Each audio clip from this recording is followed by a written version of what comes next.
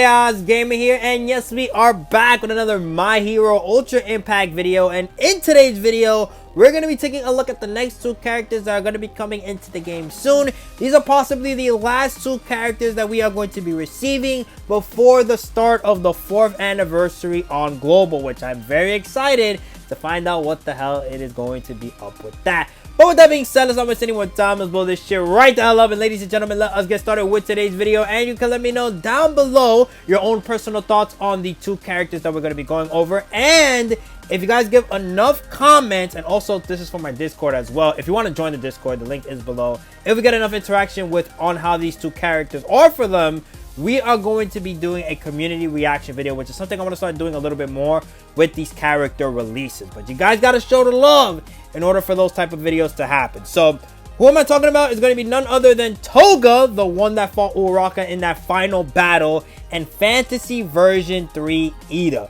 which there is a reason why this character is green.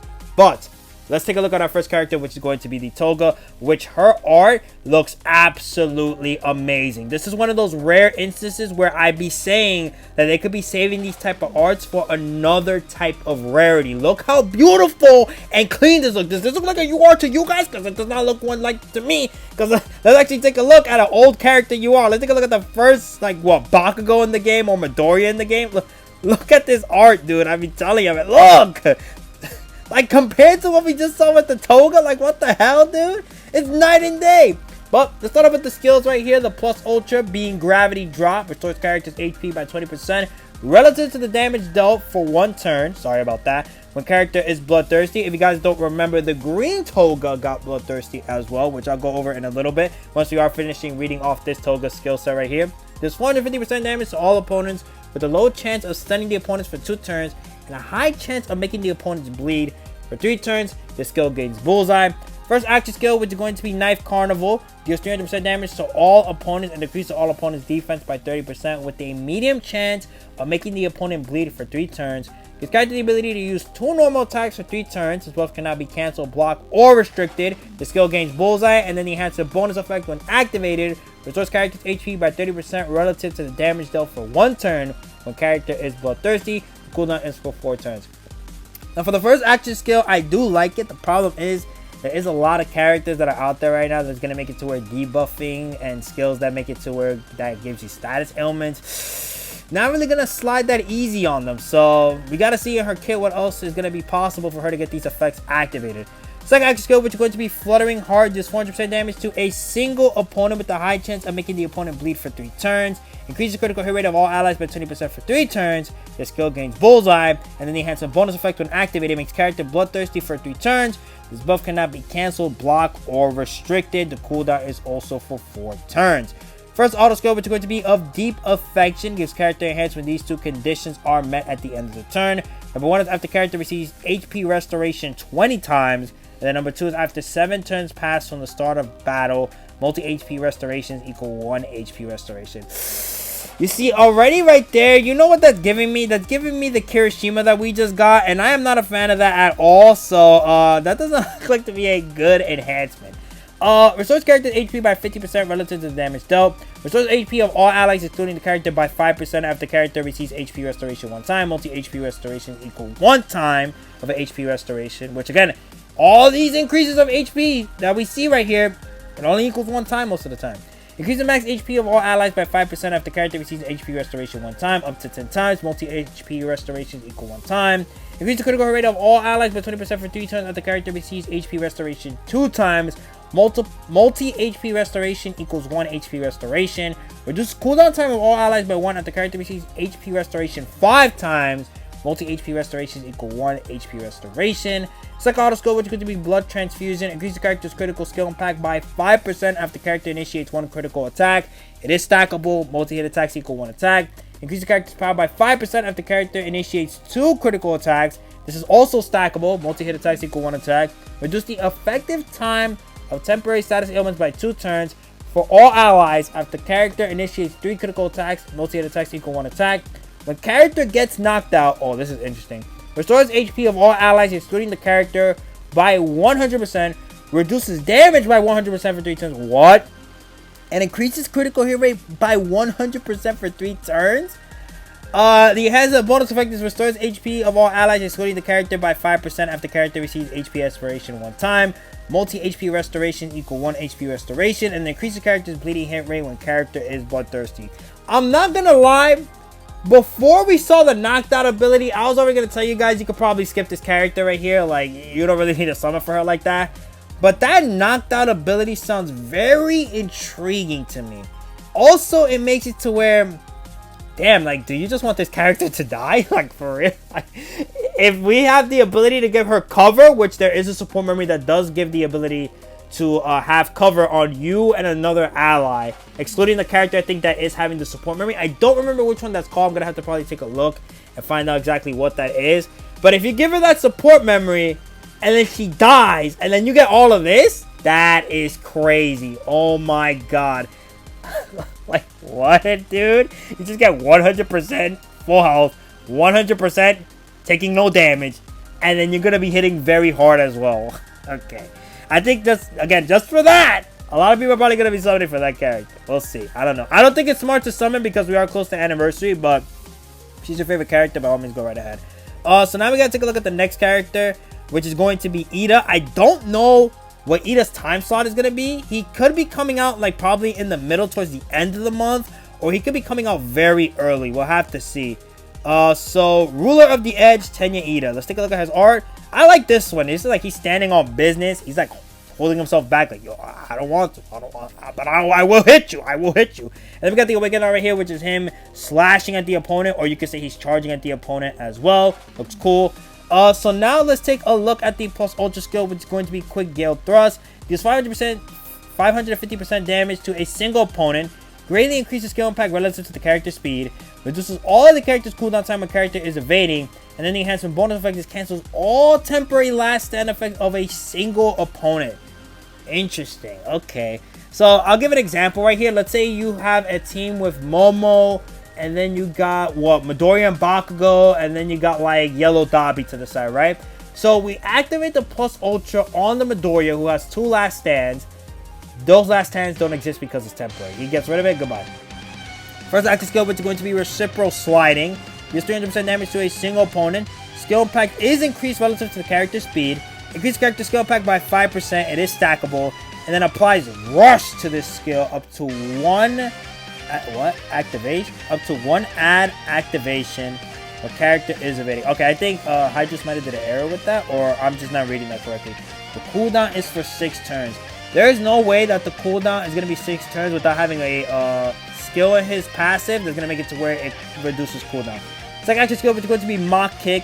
Deals 250% damage to a single opponent. Restores character's HP by 15% relative to the damage dealt for 3 turns. And increases character speed by 25% for 3 turns. This buff cannot be cancelled, blocked, or restricted. And plus ultra gauge by 15%. Medium chance of applying Rush to this skill. Up to 2 add activations when character is not enhanced. And then the enhancement bonus effect is medium chance of applying Rush to this skill. Up to 3 add activations. Cooldown is for 7 turns. First auto skill, which is going to be Upstanding Conduct. This character enhanced when these 2 conditions are met at the end of the turn. Number 1 is after character attacks opponent 7 times with an action skill. And then number 2 is after 5 turns pass from the start of battle, multi-hit attacks equal 1 attack. Okay, so this guy sounds like he's going to take a while to get his skills up, his enhancements up, but we'll see. After character attacks opponent 2 times with an action skill, increases character speed by 10%, up to 5 times. It gives character the ability of evade 2 times, multi-hit attacks equal 1 attack. When increases skill impact of all allies by 10% after character attacks opponent 2 times with an action skill. This is stackable. The multi-hit attacks equal 1 attack. Second auto skill, which is going to be Unbreakable Sense of Justice. Gives character the ability to evade for 1 turn every 3 turns up to 3 times. So that's interesting. So by turn 12, you're not going to have evasion. After character receives 2 attacks from an opponent with lower speed, gives all allies the ability to nullify status ailment and reduce damage to all allies by 30% for 2 turns. Multi-hit attacks equal 1 attack. That's interesting. And then gives character the ability to land bullseye when character is evading. And then he has a bonus effect. He gives character piercing shot when character has the ability to nullify status ailments. Gives character ability to make a last stand 2 times if the character receives 3 attacks from opponents with lower speed. Multi-hit attacks equal 1. Okay, so this is interesting. But my question is, his cooldown skills take way too long. And they did not give him anything that has cooldown reduction. Okay, I don't know. We have to find out what the rush effect does, because he sounds interesting. It's just we gotta wait and see. Also, what's pretty interesting as well is that they did give him base speed. I'm surprised they didn't do that, like 30% speed or like 40% speed. I don't know. I already see myself wanting to pair him up with the Hawks, and then we got like another character with him as well. Maybe we put like Bakugo Midoriya, or we could put like another defensive character. We'll have to see. So now that we took a look at all the characters, let's take a look at the support memories that are going to be coming alongside these characters. The first support memory, which is going to be MIQ. So this is the one with Toga and Uraka. Damn, this looks beautiful. This one increases characters' critical hit rate. Critical skill impact, sorry, not critical hit rate, by 40% if there are any female characters on the team. Increase character's critical hit rate by 5% if the character receives HP restoration 1 time up to 4 times. Multi-HP restoration equal 1 HP restoration. And then restores character's HP restoration by 5% if the character attacks opponent 3 times up to 5 times. Multi-hit attacks equal 1 attacks. And increases max HP of all allies by 20% for 2 turns after 2 turns pass while character is bloodthirsty. Okay, so at level 1, this goes down to 30% with the critical skill impact. Does anything else go down from here? I'm trying to see. Let me get this ad out the way. Okay, okay, that goes down to 9% for the max HP. And then the restores character's HP goes down to 3%. Okay, so then this is 35%, 4%, and then this goes up to 12%. Then it's 40%, 5%, 5%, and then 15%. And then finally, you're getting the 40% and then the 20% down below. So you can just max it out at level 3 if you want. Even though I would recommend you don't do it, because this is not really that good of a support memory in my personal opinion. For the Toga, it'll be decent, but I don't know. I like my support memory to have a little bit of speed to them. Alright, next we got the SR support memory that is going to be featured alongside... Okay, Spectrum, get out the way. Nobody likes you. The pass doesn't go away. Well, okay, the ad messed me up. But yeah, the pass doesn't go away. This one increases character's action skill impact by 30% if there are any villains on the team. Increases character's power by 10% for 2 turns after the character attacks an opponent 1 time with an action skill up to 6 times. Multi-hit attacks equal 1 attack. And then reduces character's cooldown time by 1 when using a character's third successfully executed skill chain up to 2 times. Okay, so I like this support memory. Not gonna lie, gives you damage and then also gives you cooldown reduction as well. So next support memory, that should be the event support memory. I don't know why the website is loading slow today. It's never happened usually. I don't know why. So I hope you guys bear in mind, or bear with me. Sorry. A split second choice. Increase the character's critical hit rate by 20% when equipped by a DST type character. Increase the defense of all allies by 5% for 3 turns if the character did not land 1 critical attack. Multi-hit attacks equal 1 attack. And increase powers of all allies by 5% for 3 turns as the character initiates 1 critical attack. Multi attacks equal 1 attack. I guess it's an alright support memory. And then this is when the fake Froppy and the real Froppy are added. I think a lot of people are going to like the support memory just for the art. I know that for sure. But now we took a look at everything that is on the website. Let's take a look at the Discord and find out what else we are missing. And to find out what our... Oh, wait! Hold on. Bloodthirsty. I forgot about that. When dealing damage to an opponent, they are also inflicted additional bleeding damage. If the opponent is already bleeding, the bleeding damage dealt increases. Alright, so now that I got that out the way, let's go into the Discord and let's talk about the other stuff that's coming into the game. Alright guys, time to take a look at the additional information on the Discord. And as usual, shout out to Hydros for always doing this for us. Not only for Ultra Impact, but also Ultra Rumble and the other games that he covers as well. So we got the Toga right here. This looks clean, I'm not gonna lie. And then we got the Iida, which it's just funny, like, the difference in quality between these two right here. I bet the Iida's animations are pretty good, but it's just like these screenshots right here. Like, what the hell? Alright, so we got new case files. Interesting. Climax Battle Sir Night-Eye is returning, so I can see why Iida is green. Can't wait to take him on in that fight. Then we got the Global 4th Anniversary Countdown. We got the posters. So I can already tell this is Season 2. This is Season 3. And then this is Season 4. Like, you can obviously tell with those. So we got the animations for Iida and then the animations for Toga as well. If you want to go take that out, go please check out Hydros Impact. We got the Step Up banner for Iida. As usual, the typical setups. Then we have a custom recruit coming out where it is going to be a Pro Heroes and Villains banner. So if you want to summon for a Pro Hero or Villain, you can do that here. We got a ticket for a N-Type UR character pack. Only N-Type characters in this recruit. Don't miss this out. That's interesting. I don't think they ever did something like that before. Back in the day, you used to have like specific color banners, but I don't think they ever did pay ones before.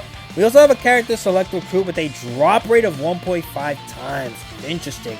So special recruit featuring UR characters from 2025. That's pretty good, I'm not gonna lie.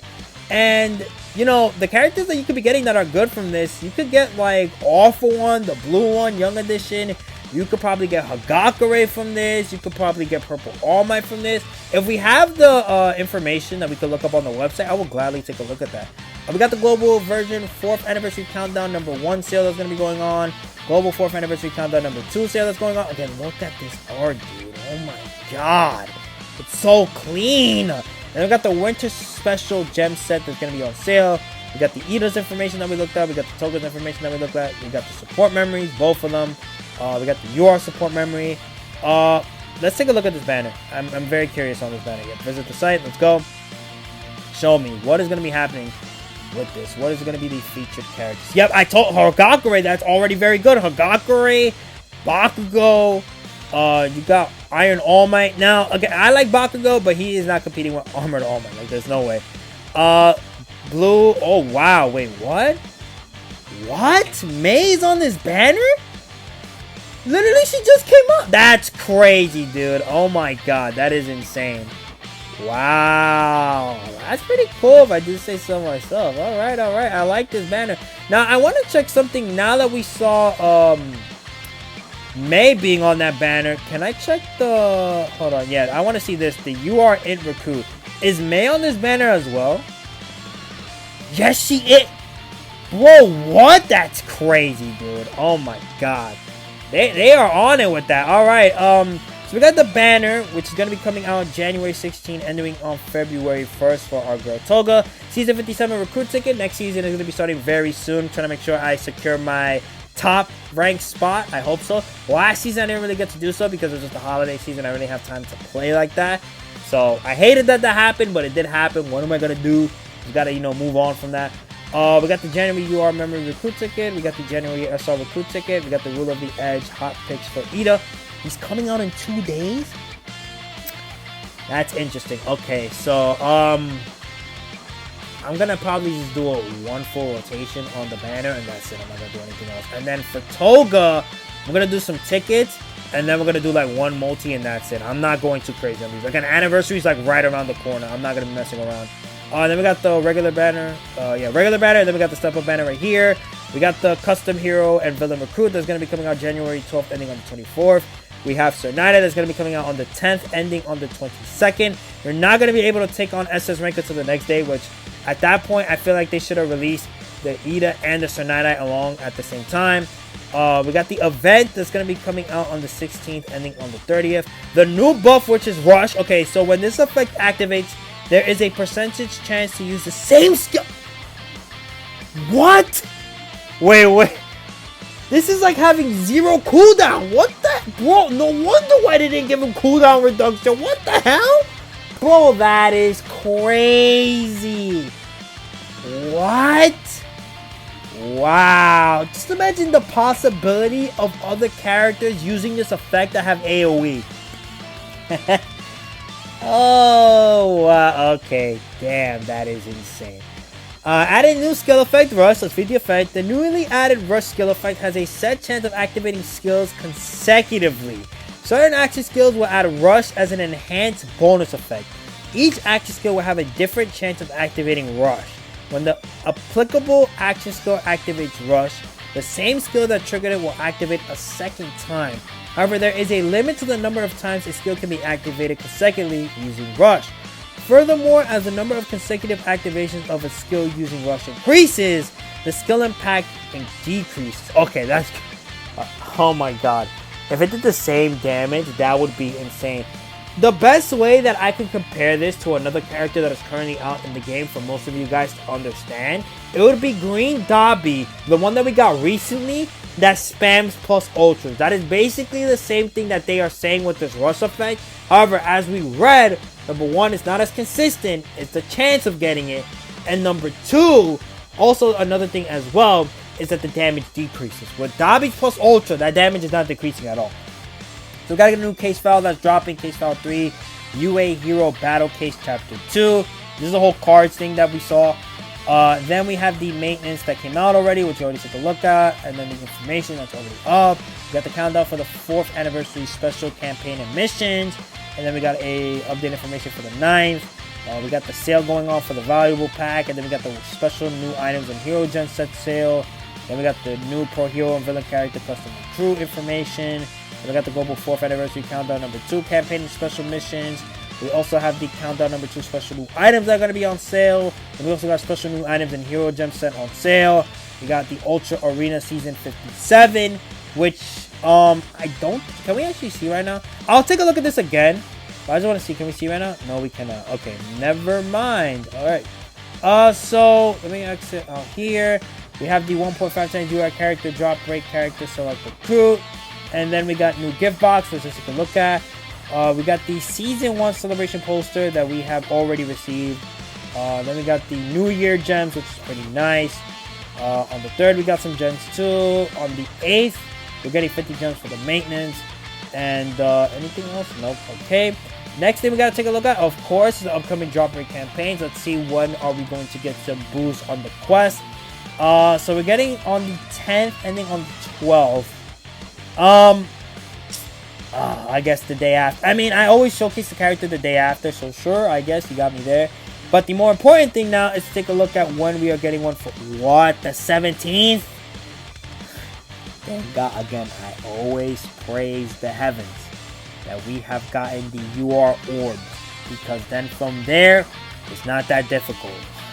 I could live with this. I could live until tomorrow to do that. Alright, next we got new login bonuses. The login for the 4th anniversary countdown number 1 and 2. So for number 1, we are getting a season 2 poster on day 2. We're getting 50 gems on day 4, 70 gems on day 6, and then season 3 poster on day 7. So we're getting a whopping total of 120 gems. Nice, okay. And then for the countdown login number 2, that's when we're getting season 4's poster. And then we are getting 50 gems on day 6 with 2 recruit tickets on day 7. So for a total of 170 gems is what we're getting from the countdown login bonus. I thought it'd be a little bit more, but I guess not. I don't know if you guys care about this or not, but we do have some effects with Toga, with the arts not being included. So we have this right here. The other one's not showing for some reason.